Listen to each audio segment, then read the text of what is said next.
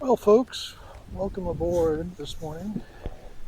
Take a little tour in the family station wagon today.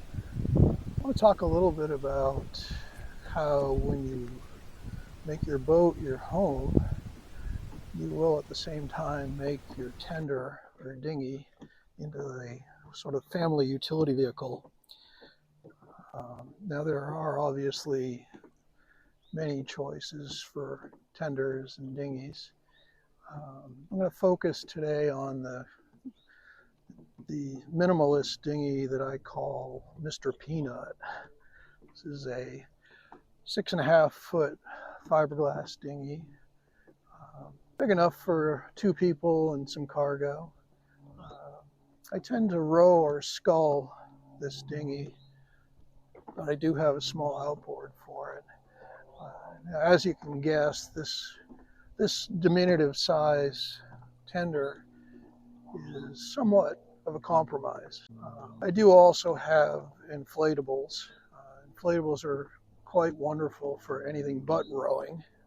When I've gone to the Caribbean and further afield, I've taken inflatables and a nice big 10-horse outboard that can pop them up on a plane. Those inflatables that I've owned have always been the fabric floor variety, which allows me to roll them up and stow them in a lesser desirable offshore bunk down below. The theme of the day is that as a single-handed sailor, I prefer to take off of my worry list, looking back over my shoulder to see if the tender is still being towed in my wake. It allows me to enjoy the sail.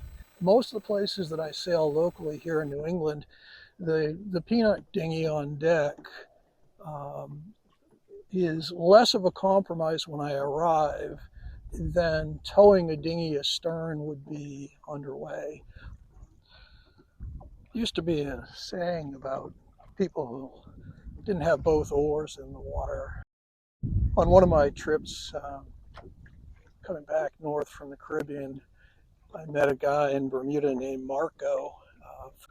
Marco kind of took it upon himself to teach me to scull, that being propelling the boat with one oar and the transom rather than 2 oars, one over each side. And sculling is a bit of a lost art. So sculling has a few advantages. If you're taking your tender in and leaving it someplace where you're concerned about theft, I would point out that this is a rare enough skill that the dinghy with only one oar in it is probably not going to be the one the kids take for a joyride.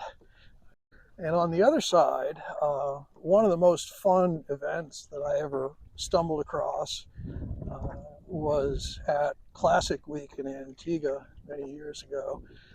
They had a gig race called the Dawn Street Race, and that required you to scull around the race course in your tender while holding a Heineken, a greenie, which was Dawn Street's trademark, in the other hand.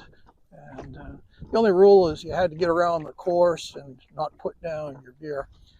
So if you're inclined to go for a nice little tour and enjoy a beverage, I point out that this leaves one hand free for the beverage.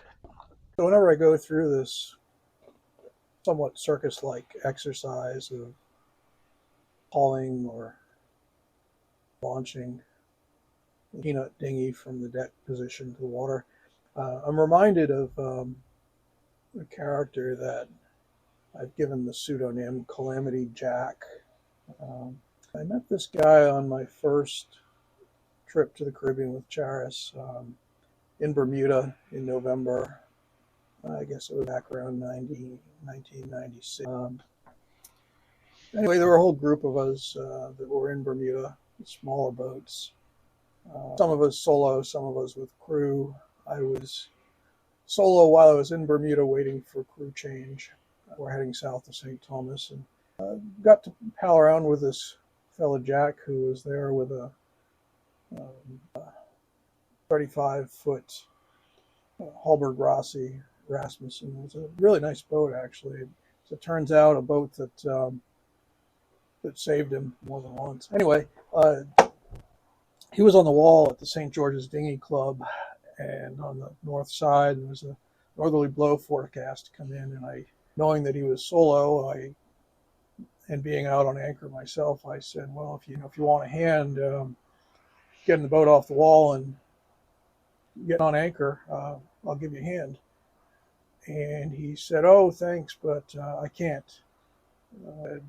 Okay, is there some issue? Do you need to borrow an anchor? Or he said, no, I lost my dinghy. And I said, wow, yeah, I heard you had a pretty rough trip here from the East Coast, but I didn't realize it was so bad it washed the dinghy off your deck. And he kind of looked at me sheepishly and looked down at his toes and said, well, no, I was towing it. And my reaction was, well, I tried to control it, but you can guess that I formed a pretty rapid impression of Calamity Jack's seamanship skills, in that he considered towing a dinghy from the East Coast of the U.S. to Bermuda to be a sensible approach to cruising. So this is a little bit about the actual procedure of hoisting the Peanut dinghy using the main halyard, getting it stowed on deck. First step is to take this folding solar panel off the bottom of the dinghy and just kind of get it out of the way. The main halyard winch, which is a captive cable reel winch with a brake.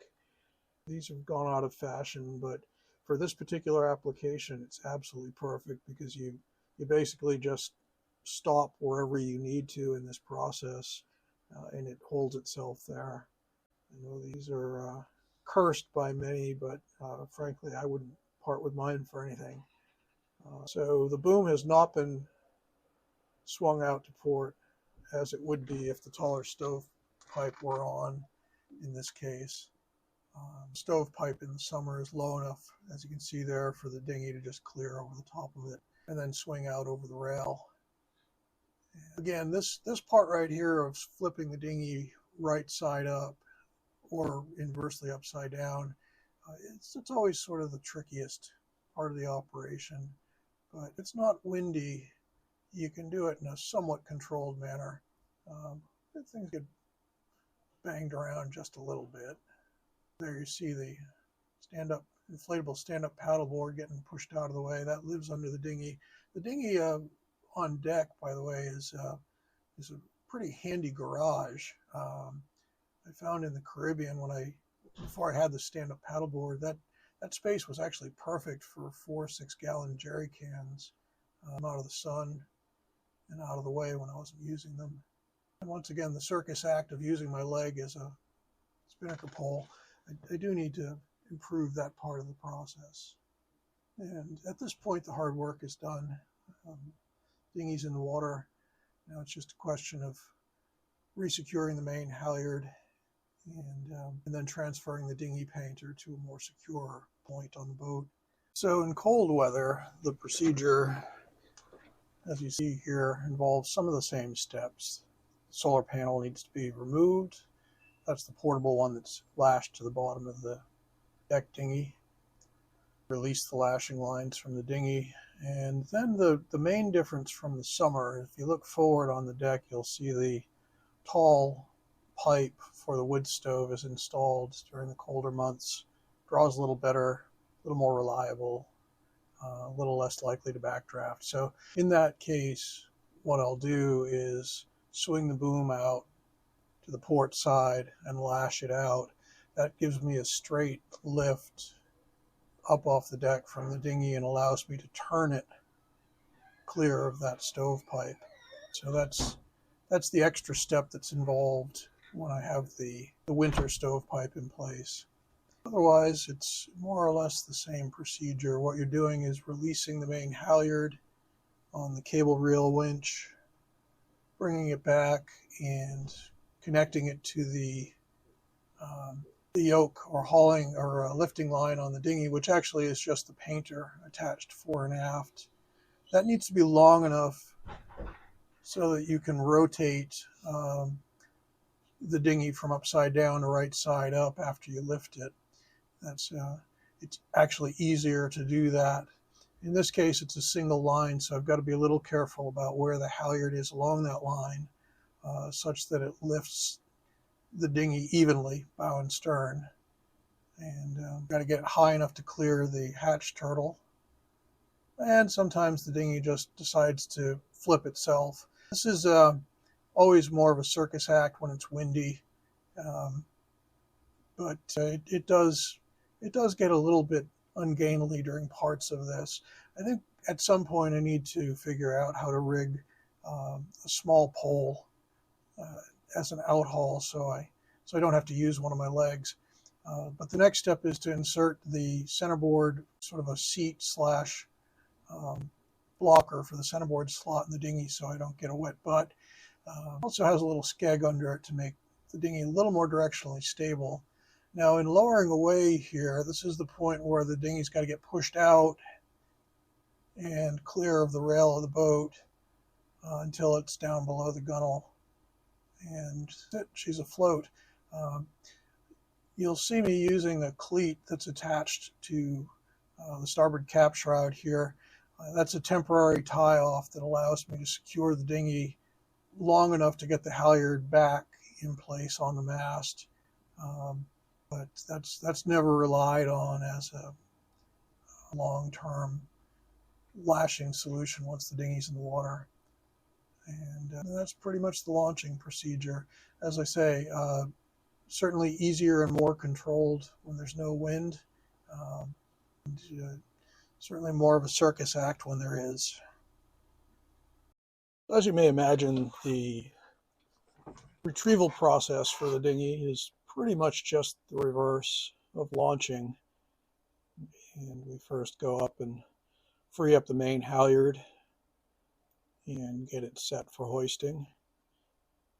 Pull out enough slack to reach the painter line from the dinghy, which is at that point secured on the cleat on the cap shroud, and make off the halyard.